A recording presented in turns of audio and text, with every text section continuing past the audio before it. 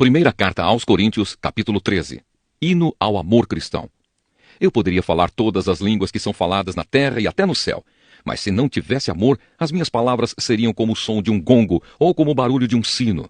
Poderia ter o dom de anunciar mensagens de Deus, ter todo o conhecimento, entender todos os segredos e ter tanta fé que até poderia tirar as montanhas do seu lugar. Mas se não tivesse amor, eu não seria nada. Poderia dar tudo o que tenho e até mesmo entregar o meu corpo para ser queimado. Mas se eu não tivesse amor, isso não me adiantaria nada. Quem ama é paciente e bondoso. Quem ama não é ciumento, nem orgulhoso, nem vaidoso. Quem ama não é grosseiro, nem egoísta. Não fica irritado, nem guarda mágoas. Quem ama não fica alegre quando alguém faz uma coisa errada, mas se alegra quando alguém faz o que é certo. Quem ama nunca desiste, porém suporta tudo com fé, esperança e paciência. O amor é eterno. Existem mensagens espirituais, porém elas durarão pouco. Existe o dom de falar em línguas estranhas, mas acabará logo. Existe o conhecimento, mas também terminará. Pois os nossos dons de conhecimento e as nossas mensagens espirituais são imperfeitos. Mas quando vier o que é perfeito, então o que é imperfeito desaparecerá. Quando eu era criança, falava como criança, sentia como criança e pensava como criança. Agora que sou adulto, parei de agir como criança. O que agora vemos é como uma imagem imperfeita num espelho embaçado, mas depois veremos face a face. Agora o meu conhecimento é imperfeito, mas depois conhecerei perfeitamente, assim como sou conhecido por Deus. Portanto, agora existem estas três coisas: a fé, a esperança e o amor. Porém, a maior delas é o amor. Primeira carta aos Coríntios, capítulo 14. Ainda os dons do Espírito. Portanto, esforcem-se para ter amor. Procure também ter dons espirituais, especialmente o de anunciar a mensagem de Deus. Quem fala em línguas estranhas fala a Deus e não às pessoas, pois ninguém o entende. Pelo poder do Espírito Santo, ele diz verdades secretas. Porém, quem anuncia a mensagem de Deus fala para as pessoas, ajudando-as e dando-lhes coragem e consolo. Quem fala em línguas estranhas ajuda somente a si mesmo, mas quem anuncia a mensagem de Deus ajuda a igreja toda. Eu gostaria que vocês todos falassem em línguas estranhas, mas gostaria ainda mais que tivessem o dom de anunciar a mensagem de Deus, porque quem anuncia a mensagem de Deus tem mais valor do que quem fala em línguas estranhas, a não ser que esteja ali alguém que possa interpretar o que está sendo dito, para que toda a igreja seja ajudada espiritualmente. Por isso, irmãos, quando eu os visitar, que proveito vocês terão se eu lhes falar em línguas estranhas? É claro que nenhum, a não ser que leve a vocês alguma revelação de Deus, ou algum conhecimento, ou alguma mensagem inspirada, ou algum ensinamento. Por exemplo, além da voz humana, existem os instrumentos musicais, como a flauta e a harpa. Se os sons não saírem com toda a clareza, como poderá alguém saber o que está sendo tocado em um ou outro desses instrumentos? Se quem toca a corneta não der um som bem claro, quem se preparará para a batalha? Assim também, como é que os outros vão entender o que vocês estão dizendo se a mensagem por meio de línguas estranhas não for clara? Vocês estariam falando para o vento. No mundo há muitas línguas diferentes, mas cada uma faz sentido. Porém, se eu não entendo a língua na qual alguém está falando comigo, então quem fala essa língua é estrangeiro para mim, e eu sou um estrangeiro para ele. Por isso, já que vocês estão com tanta vontade de ter os dons do Espírito, procurem, acima de tudo, ter os dons que fazem com que a igreja cresça espiritualmente. Portanto, quem fala em línguas estranhas deve orar pedindo a Deus que lhe dê o dom de interpretar o que elas querem dizer. Porque se eu orar em línguas estranhas, o meu espírito de fato estará orando, mas a minha inteligência não tomará parte nisso. O que vou fazer então? Vou orar com o meu espírito, mas também vou orar com a minha inteligência. Vou cantar com o meu espírito, mas também vou cantar com a minha inteligência. Se você dá graças a Deus em línguas estranhas, como é que uma pessoa simples que estiver na reunião poderá dizer amém à oração de agradecimento que você fez? Ela não vai conseguir entender nada do que você está dizendo, mesmo que a sua oração seja muito boa. Essa pessoa não receberá nenhuma ajuda. Eu agradeço a Deus porque falo em línguas estranhas muito mais do que vocês. Porém, nas reuniões da igreja, prefiro dizer 5 palavras que possam ser entendidas, para assim ensinar os outros, do que dizer milhares de palavras em línguas estranhas. Irmãos, não pensem como crianças. Sejam como crianças para o que é mal, mas sejam adultos no seu modo de pensar. Nas Escrituras Sagradas está escrito: por meio de pessoas que falam em línguas estranhas, eu falarei a este povo, diz o Senhor. Falarei por meio de lábios estrangeiros, mas assim mesmo o meu povo não me dará atenção. Portanto, o dom de falar em línguas estranhas é um sinal de Deus para os descrentes e não para os cristãos. Mas o dom de anunciar a mensagem de Deus é um sinal para os cristãos e não para os descrentes. Imaginem que a igreja esteja reunida e todos comecem a falar em línguas estranhas. Se chegarem ali algumas pessoas simples ou descrentes, será que não vão dizer que vocês estão loucos? Mas se todos estiverem anunciando mensagens de Deus e entrar ali um descrente ou alguém que seja simples, ele vai ouvir o que vocês estão dizendo e se convencer do seu pecado. E ele será julgado pelo que ouvir. Os seus pensamentos secretos serão revelados e ele vai se ajoelhar e adorar a Deus, dizendo: Deus está mesmo no meio de vocês. A ordem na igreja. Portanto, meus irmãos, o que é que deve ser feito? Quando vocês se reúnem na igreja, um irmão tem um hino para cantar, outro alguma coisa para ensinar, outro uma revelação de Deus, outro uma mensagem em línguas estranhas, e ainda outro a interpretação dessa mensagem. Que tudo seja feito para o crescimento espiritual da igreja. Se algum de vocês falar em línguas estranhas, então que apenas 2 ou 3 falem, um depois do outro, e que alguém interprete o que está sendo dito. Mas se não houver ninguém que possa interpretar, então fiquem calados e falem somente consigo mesmos e com Deus. No caso de 2 ou 3 receberem a mensagem de Deus, estes devem falar, e os outros que pensem bem no que eles estão dizendo. Se uma outra pessoa que estiver ali sentada receber a mensagem de Deus, quem estiver falando deve se calar. Vocês todos podem anunciar a mensagem de Deus, um de cada vez, para que todos aprendam e fiquem animados. Quem fala deve controlar o dom de anunciar a mensagem de Deus, pois Deus não quer que nós vivamos em desordem, e sim em paz. Como em todas as igrejas do povo de Deus, as mulheres devem ficar caladas nas reuniões de adoração. Elas não têm permissão para falar. Como diz a lei, elas não devem ter cargos de direção. Se quiserem saber alguma coisa, que perguntem em casa ao marido. É vergonhoso que uma mulher fale nas reuniões da igreja. Por acaso a mensagem de Deus veio de vocês? Ou será que veio somente para vocês? Se alguém pensa que é mensageiro de Deus, ou que tem algum dom espiritual, deve saber que o que estou escrevendo é mandamento do Senhor. Mas se alguém não der atenção a isso, que ninguém dê atenção a essa pessoa. Assim, meus irmãos, procurem sempre anunciar a mensagem de Deus, mas não proíbam que se fale em línguas estranhas. Portanto, façam tudo com decência e ordem. Primeira carta aos Coríntios, capítulo 15. A ressurreição de Cristo. Agora, irmãos, quero que lembrem do evangelho que eu anunciei a vocês, o qual vocês aceitaram e no qual continuam firmes. A mensagem que anunciei a vocês é o evangelho, por meio do qual vocês são salvos, se continuarem firmes nele, a não ser que não tenha adiantado nada vocês crerem nele. Eu passei para vocês o ensinamento que recebi e que é da mais alta importância. Cristo morreu pelos nossos pecados, como está escrito nas Escrituras Sagradas. Ele foi sepultado e no terceiro dia foi ressuscitado, como está escrito nas Escrituras, e apareceu a Pedro e depois aos 12 apóstolos. Depois apareceu de uma só vez a mais de 500 seguidores, dos quais a maior parte ainda vive, mas alguns já morreram. Em seguida apareceu a Tiago e mais tarde a todos os apóstolos. Por último, depois de todos, ele apareceu também a mim, como para alguém nascido fora de tempo. De fato, eu sou o menos importante dos apóstolos, e até nem mereço ser chamado de apóstolo, pois persegui a igreja de Deus. Mas pela graça de Deus sou o que sou, e a graça que ele me deu não ficou sem resultados. Pelo contrário, eu tenho trabalhado muito mais do que todos os outros apóstolos. No entanto, não sou eu quem tem feito isso, e sim a graça de Deus que está comigo. Assim, não importa se a mensagem foi entregue por mim ou se foi entregue por eles. O importante é que foi isso que todos nós anunciamos, e foi nisso que vocês creram. A nossa ressurreição. Se a nossa mensagem é que Cristo foi ressuscitado, como é que alguns de vocês dizem que os mortos não vão ressuscitar? Se não existe a ressurreição de mortos, então quer dizer que Cristo não foi ressuscitado. E se Cristo não foi ressuscitado, nós não temos nada para anunciar, e vocês não têm nada para crer. E mais ainda, nesse caso, estaríamos mentindo contra Deus, porque afirmamos que ele ressuscitou Cristo. Mas se é verdade que os mortos não são ressuscitados, então Deus não ressuscitou Cristo. Porque se os mortos não são ressuscitados, Cristo também não foi ressuscitado. E se Cristo não foi ressuscitado, a fé que vocês têm é uma ilusão, e vocês continuam perdidos nos seus pecados. Se Cristo não ressuscitou, os que morreram crendo nele estão perdidos. Se a nossa esperança em Cristo só vale para esta vida, nós somos as pessoas mais infelizes deste mundo. Mas a verdade é que Cristo foi ressuscitado, e isso é a garantia de que os que estão mortos também serão ressuscitados. Porque assim como por meio de um homem veio a morte, assim também por meio de um homem veio a ressurreição. Assim como por estarem unidos com Adão, todos morrem, assim também, por estarem unidos com Cristo, todos ressuscitarão. Porém, cada um será ressuscitado na sua vez. Cristo, o primeiro de todos, depois os que são de Cristo quando ele vier, e então virá o fim. Cristo destruirá todos os governos espirituais, todas as autoridades e poderes, e entregará o reino a Deus o Pai. Pois Cristo tem de reinar até que Deus faça com que ele domine todos os inimigos. O último inimigo que será destruído é a morte. As Escrituras Sagradas dizem: Deus pôs todas as coisas debaixo do domínio dele. É claro que dentro das palavras, todas as coisas, não está o próprio Deus, que põe tudo debaixo do domínio de Cristo.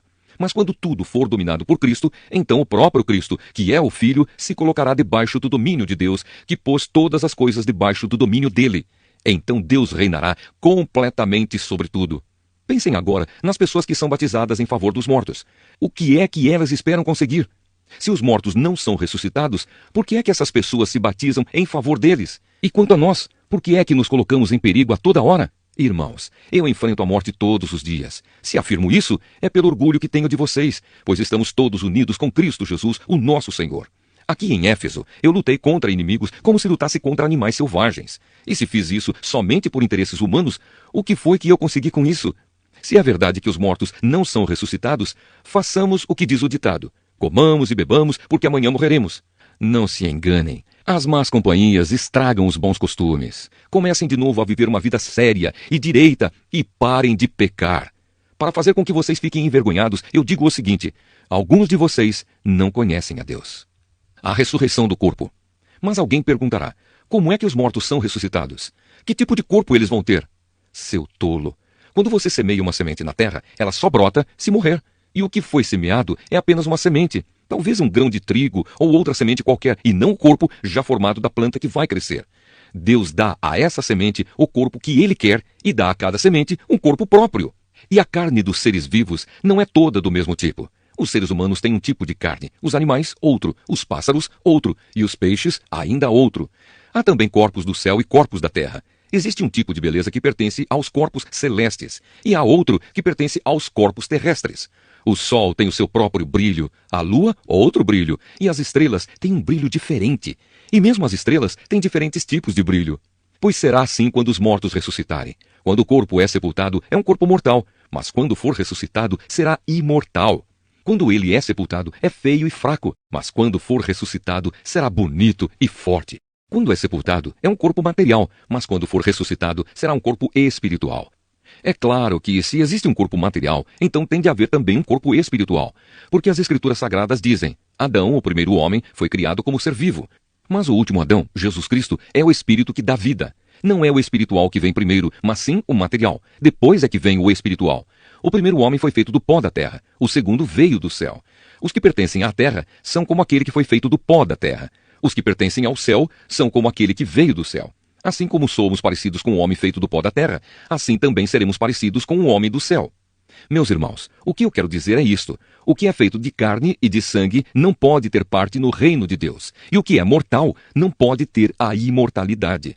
Escutem bem este segredo. Nem todos vamos morrer, mas todos nós vamos ser transformados, num instante, num abrir e fechar de olhos, quando tocar a última trombeta.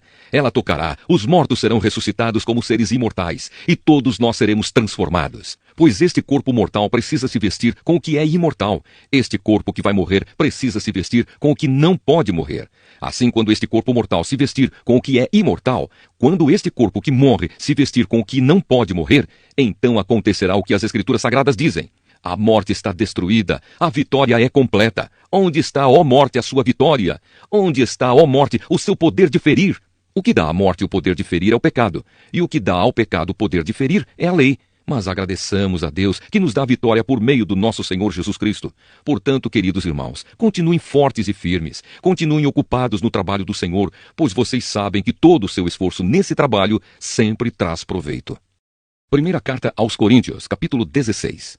A oferta para os cristãos da Judéia. Agora vou tratar do dinheiro para ajudar o povo de Deus da Judéia. Façam o que eu disse às igrejas da província da Galácia. Todos os domingos, cada um de vocês separe e guarde algum dinheiro, de acordo com o que cada um ganhou. Assim não haverá necessidade de recolher ofertas quando eu chegar. Depois que chegar, eu enviarei com cartas de apresentação aqueles que vocês escolherem para levarem a oferta até Jerusalém. Se for conveniente, que eu também vá, eles farão a viagem comigo. Os planos de Paulo. Eu visitarei vocês depois que tiver passado pela província da Macedônia, pois vou passar por lá. Pode ser que eu fique algum tempo com vocês, talvez todo o inverno, e assim vocês poderão me ajudar a continuar a minha viagem para onde quer que eu for, pois eu não quero ver vocês apenas de passagem. Se o Senhor permitir, espero ficar bastante tempo com vocês. Resolvi ficar aqui em Éfeso até o dia de Pentecostes, pois encontrei aqui ótimas oportunidades para um grande e proveitoso trabalho, embora muita gente esteja contra mim. Se Timóteo chegar aí, façam tudo para que ele se sinta bem entre vocês, pois assim como eu, ele também está trabalhando para o Senhor. Não deixem que ninguém o despreze. Pelo contrário, vocês devem ajudá-lo a continuar a sua viagem em paz, a fim de que ele volte para cá, pois estou esperando que ele volte junto com os outros irmãos. Quanto ao irmão Apolo, tenho recomendado muitas vezes que vá visitar vocês com os outros irmãos, mas ele acha que não deve ir agora. Ele irá na primeira oportunidade. Palavras finais. Estejam alertas, fiquem firmes na fé, sejam corajosos, sejam fortes, que tudo o que vocês fizerem seja feito com amor. Vocês conhecem Estéfanas e a família dele. Vocês sabem que eles foram os primeiros cristãos convertidos na província da Acaia e que eles têm se dedicado ao serviço do povo de Deus. Peço a vocês, meus irmãos, que sigam a orientação deles e dos outros que os ajudam e trabalham com eles. Eu estou alegre com a vinda de Estéfanas, de Fortunato e de Acaico, pois eles fizeram o que vocês, por estarem ausentes, não podiam fazer. Eles me animaram muito e sei que animaram vocês também. Gente como essa merece elogios. As igrejas da província da Ásia mandam saudações. Áquila e a sua esposa Priscila e a igreja que se reúne na casa deles mandam saudações cristãs a vocês. Todos os irmãos daqui mandam saudações. Cumprimentem uns aos outros com um beijo de irmão. Escrevo isto com a minha própria mão. Saudações de Paulo. Quem não ama o Senhor, que seja amaldiçoado. Maranata, vem nosso Senhor. Que a graça do nosso Senhor Jesus esteja com vocês, e que o meu amor esteja com todos vocês, pois estamos unidos com Cristo Jesus. Segunda carta aos Coríntios, capítulo 1. Saudação.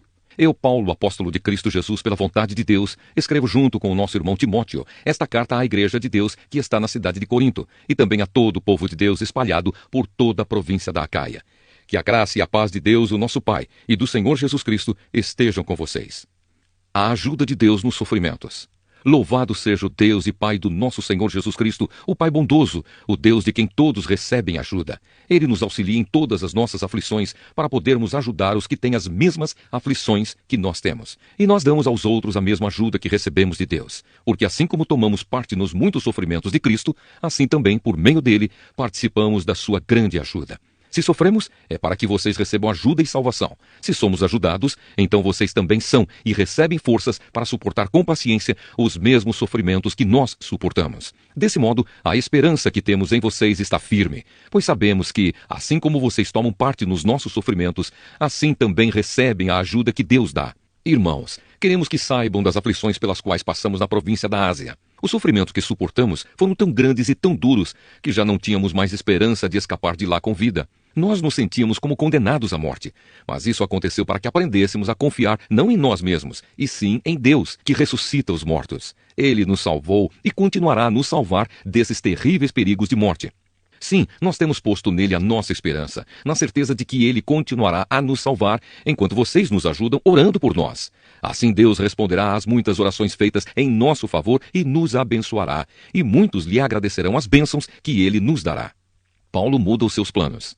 É disto que temos orgulho. A nossa consciência nos afirma que a nossa maneira de viver no mundo, e especialmente em relação a vocês, tem sido dirigida pela fraqueza e sinceridade que Deus nos dá e também pelo poder da sua graça, e não pela sabedoria humana. Pois escrevemos a vocês somente o que vocês podem ler e entender. Agora vocês nos entendem só em parte, mas espero que cheguem a nos compreender completamente para que no dia do nosso Senhor Jesus, vocês tenham orgulho de nós, como nós temos de vocês. Eu estava tão certo de tudo isso que no início fiz planos para ir visitar vocês, a fim de que vocês pudessem ser abençoados mais uma vez. De fato, eu estava pensando em visitá-los na minha ida para a província da Macedônia e também na volta, a fim de conseguir ajuda para a minha viagem à Judéia. Será que fui irresponsável quando resolvi fazer isso? Será que, ao fazer os meus planos, penso somente nos meus próprios interesses e por isso digo sim, sim e não, não ao mesmo tempo? Em nome de Deus, que é verdadeiro, o que prometi a vocês não foi um sim e um não ao mesmo tempo. Pois Jesus Cristo, o Filho de Deus, que foi anunciado entre vocês por Silas, por Timóteo e por mim mesmo, não é sim e não ao mesmo tempo. Pelo contrário, ele é o sim de Deus, porque é o sim de todas as promessas de Deus. Por isso dizemos amém, por meio de Jesus Cristo, para a glória de Deus. Pois é o próprio Deus que nos dá, a nós e a vocês, a certeza de que estamos unidos com Cristo. E foi Deus quem nos separou para si mesmo. Como dono, ele pôs a sua marca em nós e colocou no nosso coração o Espírito Santo, que é a garantia das coisas que ele guarda para nós. Eu chamo Deus como minha testemunha. Ele conhece o meu coração. A fim de evitar aborrecimentos para vocês, resolvi não ir até Corinto. Não estamos querendo mandar na sua fé, pois vocês estão firmes na fé. Pelo contrário, queremos trabalhar com vocês para que vocês sejam mais felizes ainda. Segunda carta aos Coríntios, capítulo 2. Portanto, para não entristecê-los de novo, eu resolvi não ir ver vocês. Pois se eu entristeço vocês, então quem vai me alegrar? Somente vocês a quem tenho entristecido. Foi por isso que escrevi aquela carta. O motivo foi que eu não queria ir e ser entristecido pelas próprias pessoas que deveriam me alegrar. Pois eu tenho a certeza de que, quando estou feliz, vocês todos também estão. Eu escrevi aquela carta muito preocupado e triste e derramando muitas lágrimas. Porém, não escrevi para fazer com que vocês ficassem tristes, mas para que soubessem do grande amor que tenho por todos vocês. O perdão para o arrependido. Mas se alguém fez com que alguma pessoa ficasse triste, não fez isso a mim, mas sim a vocês, ou pelo menos a alguns de vocês. Escrevo assim para não ser muito duro com esse homem. Basta o castigo que a maioria já deu a ele. Agora vocês devem perdoá-lo e animá-lo para que ele não fique tão triste que acabe caindo no desespero. Por isso peço que façam com que ele tenha a certeza de que vocês o amam. E foi por isso também que escrevi aquela carta. Eu queria pôr vocês à prova e saber se estão sempre prontos a obedecer aos meus ensinos. Quando vocês perdoam alguém, eu também perdoo. Porque quando eu perdoo, se é que de fato tenho alguma coisa a perdoar, faço isso por causa de vocês, na presença de Cristo, a fim de que Satanás não se aproveite de nós, pois conhecemos bem os planos dele. A preocupação de Paulo em Troade. Quando cheguei à cidade de Troade para anunciar o Evangelho de Cristo, vi que o Senhor me havia aberto o caminho para o trabalho ali. Mas eu estava muito preocupado porque não tinha conseguido encontrar o nosso irmão Tito. Por isso me despedi dos irmãos dali e fui para a província da Macedônia. Vitória por meio de Cristo.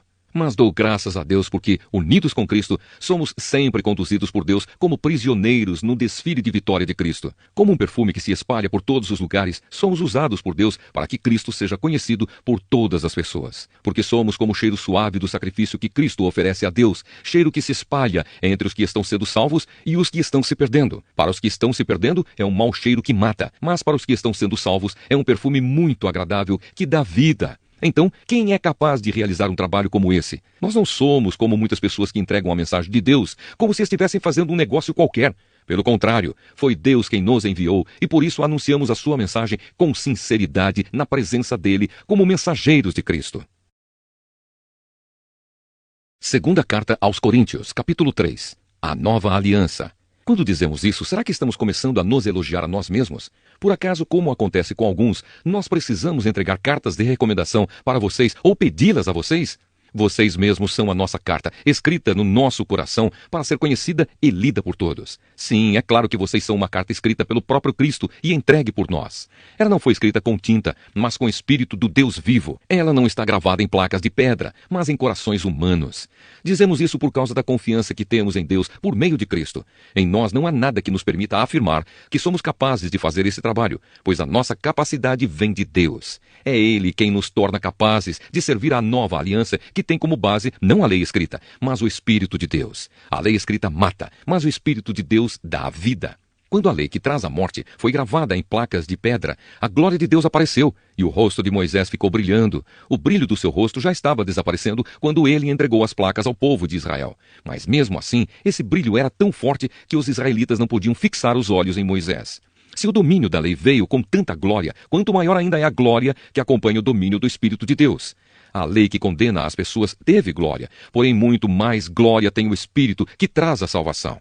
Pois a glória que antes era tão grande não é mais nada por causa da glória de agora, que é muito maior. De modo que, se houve glória naquilo que durou somente um pouco de tempo, muito mais glória tem aquilo que dura para sempre. E porque temos essa esperança, agimos com toda a confiança. Nós não fazemos como Moisés, que cobria o rosto com um véu para que os israelitas não pudessem ver que o seu brilho estava desaparecendo. Mas eles não queriam compreender, e até hoje, quando eles leem os livros da antiga aliança, a mente deles está coberta com o mesmo véu.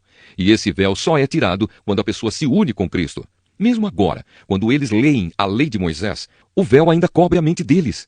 Mas o véu pode ser tirado, como dizem as Escrituras Sagradas. O véu de Moisés foi tirado quando ele se voltou para o Senhor. Aqui a palavra Senhor quer dizer o Espírito, e onde o Espírito do Senhor está presente, aí existe liberdade. Portanto, todos nós, com o rosto descoberto, refletimos a glória que vem do Senhor. Essa glória vai ficando cada vez mais brilhante e vai nos tornando cada vez mais parecidos com o Senhor, que é o Espírito. Segunda carta aos Coríntios, capítulo 4. tesouros espirituais em potes de barro. Deus, na sua misericórdia, nos deu essa tarefa, e é por isso que nunca ficamos desanimados. Nós rejeitamos tudo o que é feito escondido e tudo o que é vergonhoso. Não agimos de má fé, nem falsificamos a mensagem de Deus. Pelo contrário, agimos sempre abertamente, de acordo com a verdade, e assim as pessoas têm uma boa impressão de nós que vivemos na presença de Deus. Porque se o evangelho que anunciamos está escondido somente para os que estão se perdendo. Eles não podem crer, pois o Deus deste mundo conservou a mente deles na escuridão.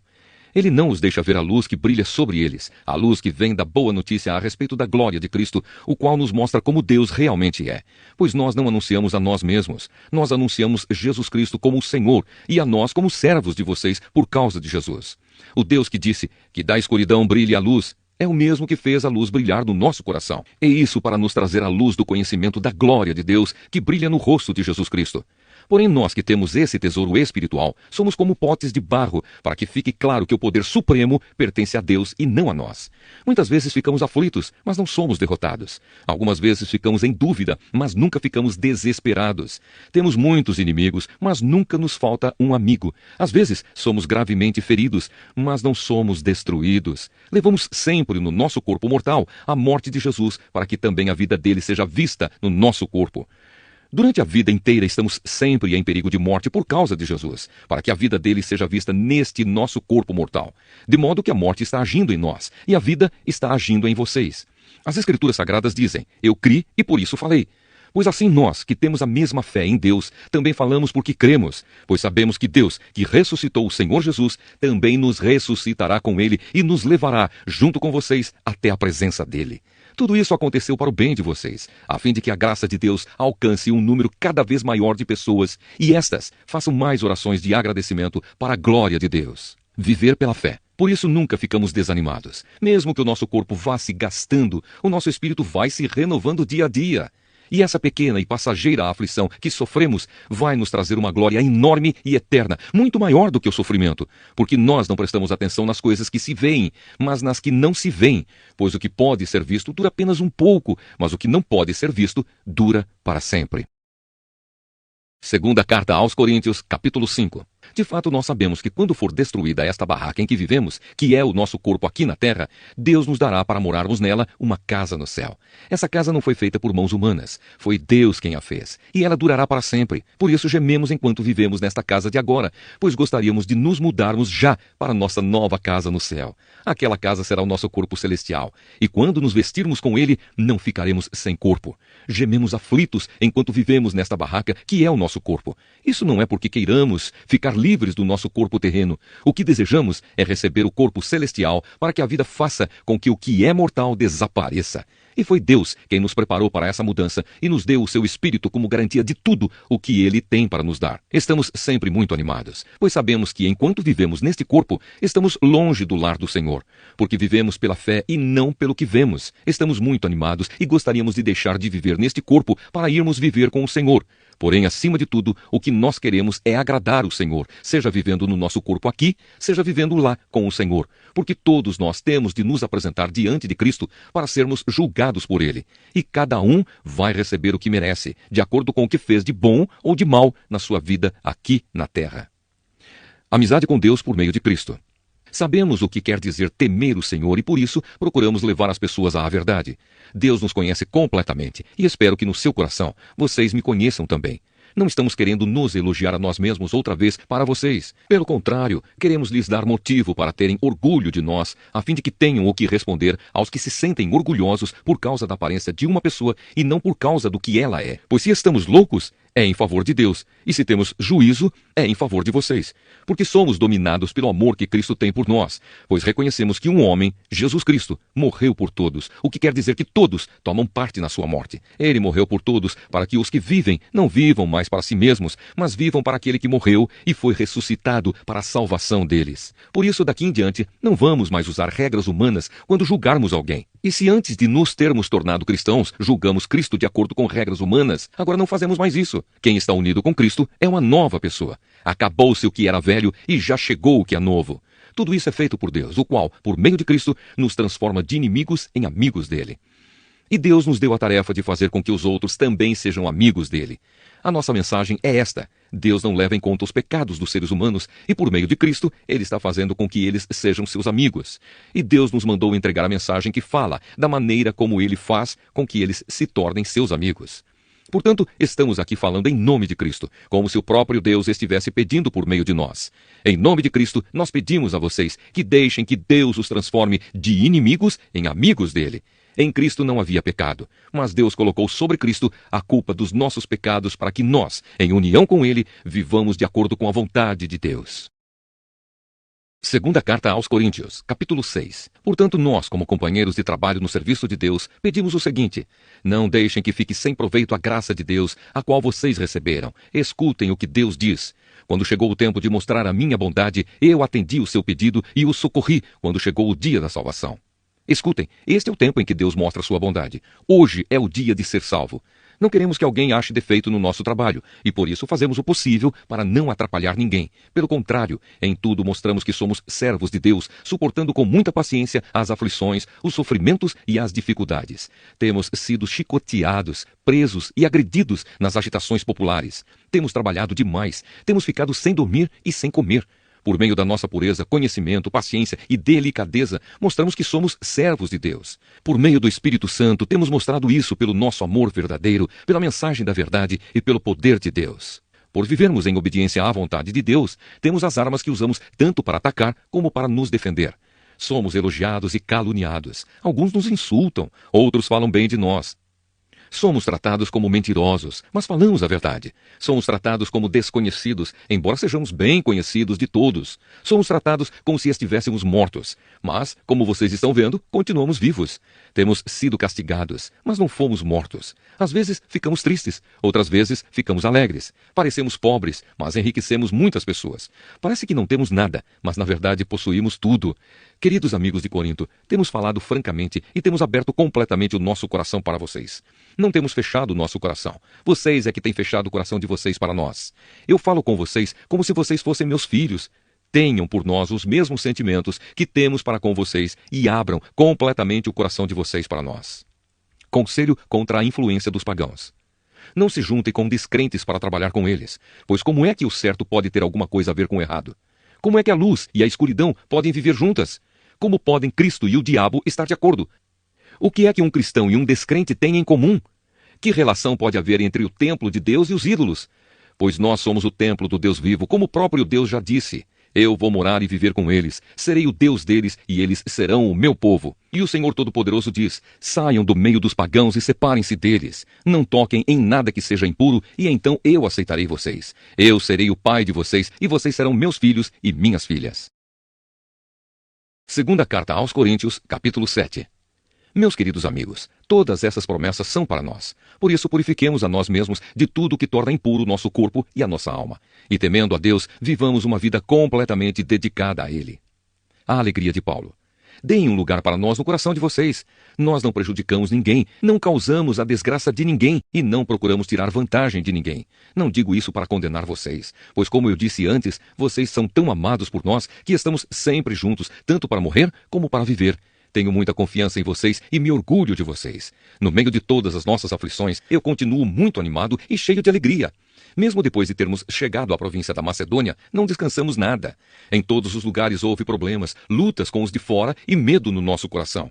Porém Deus, que anima os desanimados, nos animou com a chegada de Tito. E não foi somente a chegada dele que nos animou, mas também a informação dada por ele de que vocês o animaram. Ele contou que vocês estão com saudade de mim e disse que estão muito tristes e estão prontos para me defender. Por isso agora estou mais feliz ainda. Não me arrependo de ter escrito aquela carta, embora vocês tenham ficado tristes por causa dela. Quando soube que a carta os deixou tristes por algum tempo, eu poderia ter ficado arrependido. Mas agora estou alegre, não porque vocês ficaram tristes, mas porque aquela tristeza fez com que vocês se arrependessem. Aquela tristeza foi usada por Deus, e assim nós não causamos nenhum mal a vocês. Pois a tristeza que é usada por Deus produz o arrependimento que leva à salvação. E nisso não há motivo para alguém ficar triste. Mas as tristezas deste mundo produzem a morte. Vocês suportaram a tristeza da maneira que agrada a Deus. E vejam agora os resultados. Isso fez com que vocês levassem a sério o assunto e resolvessem se defender. Fez também com que vocês ficassem zangados e com medo. Depois ficaram com vontade de me ver e resolveram castigar o culpado. Em tudo isso, vocês mostraram que não tiveram nenhuma culpa naquele caso. Portanto, embora tivesse escrito aquela carta, eu não a escrevi por causa de quem ofendeu, nem por causa da pessoa que foi ofendida. Pelo contrário, escrevi a carta para tornar claro a vocês que Deus sabe do grande cuidado que vocês têm por nós. Foi por isso que ficamos animados. Além do ânimo que recebemos, ficamos mais contentes ainda vendo a alegria de Tito, pois todos vocês o têm ajudado a sentir-se bem. Eu havia falado muito bem de vocês a ele e vocês não me desapontaram. Temos sempre dito a verdade a vocês. Assim também é verdadeiro o elogio que fizemos a Tito a respeito de vocês. E o amor dele por vocês cresce cada vez mais quando ele lembra como vocês todos estavam prontos para obedecer e como o receberam com humildade e respeito. Estou alegre por poder confiar completamente em vocês. Segunda carta aos Coríntios, capítulo 8. Generosidade nas ofertas. Irmãos, queremos que vocês saibam o que a graça de Deus tem feito nas igrejas da província da Macedônia. Os irmãos ali têm sido muito provados pelas aflições por que têm passado, mas a alegria deles foi tanta que, embora sendo muito pobres, eles deram ofertas com grande generosidade. Afirmo a vocês que eles fizeram tudo o que podiam e mais ainda. E com toda boa vontade, pediram com insistência que os deixássemos participar da ajuda para o povo de Deus da Judéia, e eles insistiram nisso. E fizeram muito mais do que esperávamos. Primeiro, eles deram a si mesmos ao Senhor, e depois, pela vontade de Deus, eles se deram a nós também. De modo que pedimos a Tito, que começou a recolher essas ofertas, que continuasse e ajudasse vocês a completarem esse serviço especial de amor.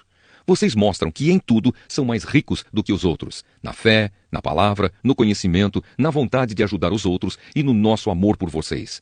E nesse novo serviço de amor, queremos também que façam mais do que os outros. Não estou querendo mandar em vocês. O que eu estou querendo é que conheçam o entusiasmo com que as igrejas da Macedônia deram ofertas, para que assim vocês vejam se o amor de vocês é verdadeiro ou não. Porque vocês já conhecem o grande amor do nosso Senhor Jesus Cristo. Ele era rico, mas por amor a vocês, ele se tornou pobre, a fim de que vocês se tornassem ricos por meio da pobreza dele. Minha opinião sobre o assunto é esta. É melhor para vocês que terminem agora o que começaram no ano passado. Vocês foram os primeiros não somente a ajudar, mas também a querer ajudar. Portanto, continuem e completem o trabalho. Façam isso com o mesmo entusiasmo que tiveram no princípio, dando de acordo com o que têm. Porque se alguém quer dar, Deus aceita a oferta conforme o que a pessoa tem. Deus não pede o que a pessoa não tem. Não estou querendo aliviar os outros e pôr um peso sobre vocês. Já que agora vocês têm bastante, é justo que ajudem os que estão necessitados. Em alguma outra ocasião, se vocês precisarem e eles tiverem bastante, aí eles poderão ajudá-los. Assim todos são tratados com igualdade, como dizem as Escrituras Sagradas. Ao que muito pegou, nada sobrou. Ao que pouco pegou, nada faltou. Tito e os seus companheiros de trabalho. Agradecemos muito a Deus porque pôs no coração de Tito o mesmo desejo que nós temos de ajudar vocês. Ele aceitou o nosso pedido e, como quer ajudá-los, resolveu ir com toda a boa vontade encontrar-se com vocês. Junto com ele estamos enviando o irmão que é muito respeitado em todas as igrejas pelo seu trabalho de anunciar o Evangelho. Além disso, esse irmão foi escolhido e indicado pelas igrejas para viajar conosco, a fim de nos ajudar nesse serviço de amor que fazemos para a glória do Senhor e também para mostrar que, de fato, queremos ajudar. Queremos evitar assim que outros nos critiquem por causa da maneira pela qual estamos recolhendo essa grande oferta. A nossa vontade é fazer aquilo que tanto o Senhor como as pessoas acham certo.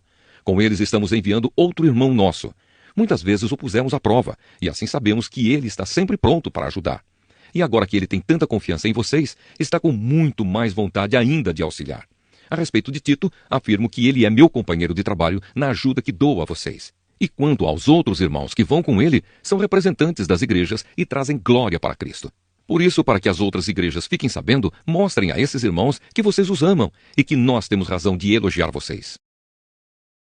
Segunda carta aos Coríntios, capítulo 9. Ofertas para os cristãos da Judéia.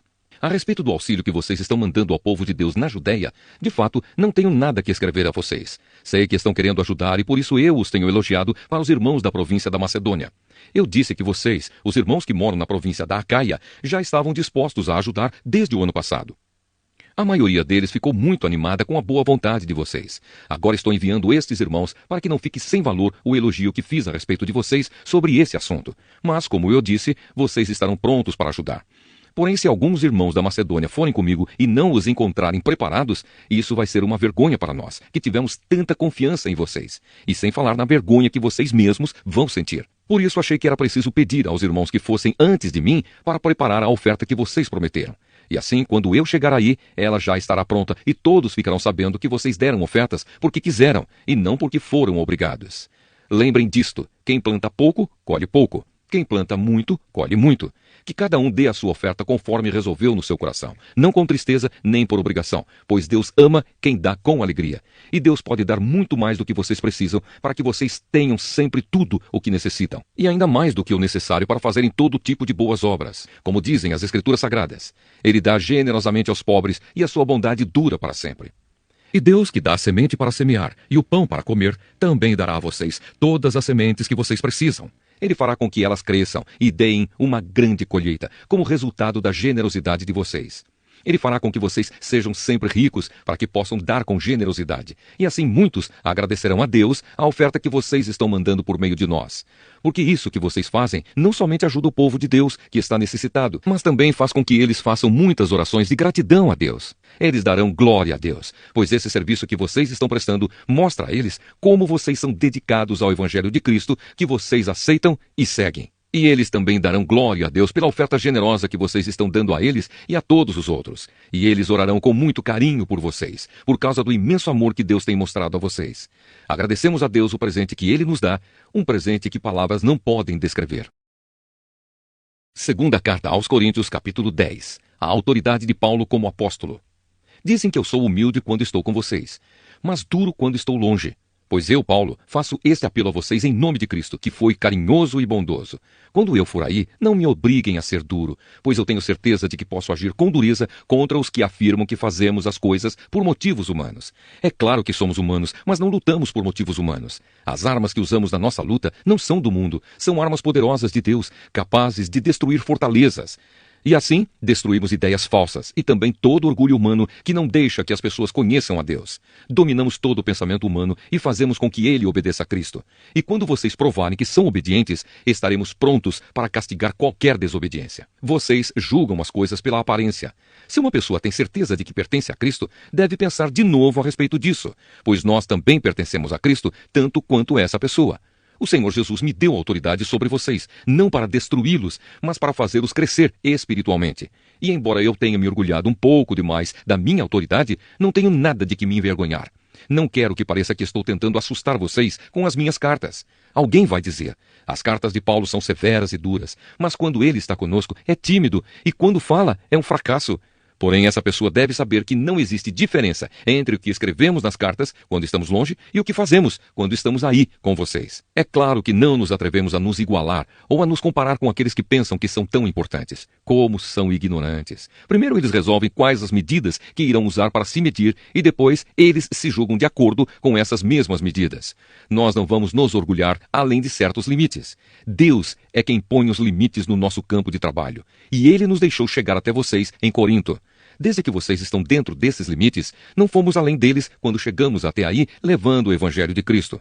Assim não nos orgulhamos do trabalho que outros têm feito em lugares que vão além dos limites que Deus nos deu. Pelo contrário, esperamos que a fé que vocês têm possa crescer e que nós possamos fazer um trabalho ainda maior entre vocês, sempre dentro dos limites que Deus tem posto para nós. Então poderemos anunciar o Evangelho em outras regiões, além daquela onde vocês moram. Isso sem entrar em campos de outras pessoas, para não nos orgulharmos do trabalho feito por elas. Como dizem as Escrituras Sagradas, quem quiser se orgulhar, que se orgulhe daquilo que o Senhor faz, pois a pessoa só é aprovada quando o Senhor a aprova, e não quando é aprovada por si mesma. Segunda carta aos Coríntios, capítulo 11. Paulo e os falsos apóstolos. Eu gostaria que vocês me suportassem mesmo quando sou um tanto louco. Por favor, me suportem. O mesmo zelo que Deus tem por vocês, eu também tenho. Porque vocês são como uma virgem pura que eu prometi dar em casamento somente a um homem, que é Cristo. Pois assim como Eva foi enganada pelas mentiras da cobra, eu também tenho medo de que a mente de vocês seja corrompida e vocês abandonem a devoção sincera e pura a Cristo. Porque vocês suportam com alegria qualquer um que chega e anuncia um Jesus diferente daquilo que nós anunciamos. E aceitam um espírito e um evangelho completamente diferentes do Espírito de Deus e do evangelho que receberam de nós. Eu não acho que tenho menos valor do que esses tais superapóstolos. Talvez eu seja um principiante no falar, mas no conhecimento não sou. Sempre e em todas as situações temos dado provas disso a vocês. Quando anunciei a vocês a boa notícia de Deus, fiz isso completamente de graça. Eu me humilhei para engrandecer vocês. Será que houve algum mal nisso? Enquanto estive trabalhando entre vocês, fui pago por outras igrejas. Por assim dizer, eu estava roubando delas para ajudar vocês. E durante o tempo em que estive com vocês, quando precisava de alguma coisa, não incomodava ninguém, pois os irmãos que vieram da Macedônia me trouxeram tudo o que eu precisava. O que aconteceu no passado e acontecerá no futuro é isto: eu nunca exigirei que vocês me ajudem. Pela verdade de Cristo, a qual está em mim, eu garanto que ninguém, em nenhum lugar da Acaia, tirará de mim este orgulho de anunciar o Evangelho sem cobrar nada. Por que estou dizendo isso? Será que é porque não amo vocês? Deus sabe que os amo. O que estou fazendo agora, vou continuar a fazer a fim de evitar que aqueles tais apóstolos tenham motivo para se gabar e dizer que fazem um trabalho igual ao nosso. Aqueles homens são apóstolos falsos e não verdadeiros. Eles mentem a respeito dos seus trabalhos e se disfarçam, apresentando-se como verdadeiros apóstolos de Cristo. E isso não é de admirar, pois até Satanás pode se disfarçar e ficar parecendo um anjo de luz. Portanto, não é nada demais que os servidores dele se disfarcem, apresentando-se como pessoas que fazem o bem. Mas no fim, eles receberão exatamente o que as suas ações merecem. Os sofrimentos de Paulo como apóstolo. Repito, ninguém deve pensar que eu estou louco. Mas se vocês pensam isso, então me recebam como louco, para que assim eu tenha alguma pequena coisa de que me gabar. De fato, o que estou dizendo agora não é o que o Senhor me mandou dizer. Quanto a eu me gabar, estou realmente falando como louco. Já que existem tantas pessoas que se gabam por motivos apenas humanos, eu também vou me gabar de mim mesmo. Vocês são tão sábios e suportam de boa vontade os loucos. Toleram os que mandam em vocês e exploram vocês. Toleram os que os enganam, os que os tratam com desprezo e os que lhes dão bofetadas. Tenho até vergonha de confessar que nós fomos tímidos demais e não fomos capazes de fazer coisas como essas. Mas se os outros se atrevem a se gabar de alguma coisa, eu também vou me atrever, embora isso seja uma loucura. Eles são hebreus? Eu também sou. Eles são israelitas? Eu também sou. Eles são descendentes de Abraão? Eu também sou. Eles são servos de Cristo? Mas eu sou um servo melhor do que eles, embora ao dizer isso eu esteja falando como se fosse louco, pois eu tenho trabalhado mais do que eles e tenho estado mais vezes na cadeia. Tenho sido chicoteado muito mais do que eles e muitas vezes estive em perigo de morte. Em 5 ocasiões, os judeus me deram 39 chicotadas. 3 vezes os romanos me bateram com porretes e uma vez fui apedrejado. 3 vezes o navio em que eu estava viajando afundou e numa dessas vezes passei 24 horas boiando no mar. Nas muitas viagens que fiz, tenho estado em perigos de inundações e de ladrões, em perigos causados pelos meus patrícios, os judeus, e também pelos não-judeus. Tenho estado no meio de perigos nas cidades, nos desertos e em alto mar, e também em perigos causados por falsos irmãos. Tenho tido trabalhos e canseiras. Muitas vezes tenho ficado sem dormir. Tenho passado fome e sede. Tem-me faltado casa, comida e roupas. Além dessas e de outras coisas, ainda pesa diariamente sobre mim a preocupação que tenho por todas as igrejas. Quando alguém está fraco, eu também me sinto fraco. E quando alguém cai em pecado, eu fico muito aflito. Se existe motivo para eu me gabar, então vou me gabar das coisas que mostram a minha fraqueza. O Deus e Pai do Senhor Jesus, o Deus que é bendito para sempre, sabe que não estou mentindo. Quando estive na cidade de Damasco, o governador nomeado pelo rei Aretas pôs guardas nos portões da cidade para me prenderem. Porém, os meus amigos fizeram com que eu descesse num grande cesto por uma abertura da muralha e assim escapei do governador.